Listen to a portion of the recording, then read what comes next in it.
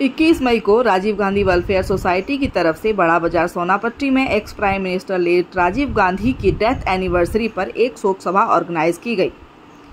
यहां पर राजीव गांधी की मूर्ति पर फूल अर्पित किए गए और उनको याद किया गया। इस मौके पर मौजूद रहे राजीव गांधी वेलफेयर सोसाइटी के प्रेसिडेंट राजीव शर्मा, नीता चक्रवर्ती, राजदेव सिंह, पवन शर्मा, देवासीदा, अनिल सिंह, राजा वर्मा और सुभाष साहा।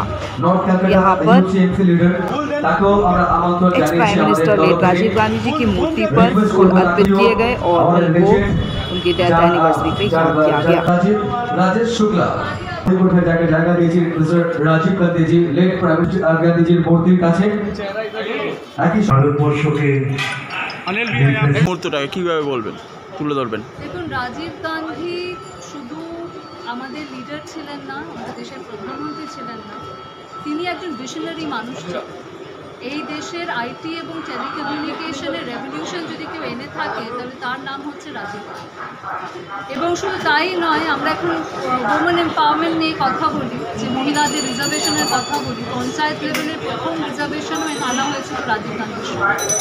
তো ওনার যে ভিশন ছিল মডার্ন ইন্ডিয়া সম্বন্ধে, কীভাবে ইন্ডিয়ার বিকাশ হবে, কীভাবে ইন্ডিয়াতে শিল্প আসবে, কীভাবে রোজগার আসবে, কীভাবে আইটি বা আইটিএস ইন্ডাস্ট্রি ইভলভ হবে, সেটা আমরা রাজীব গান্ধীজির সময় তার নেতৃত্বে দেখেছি।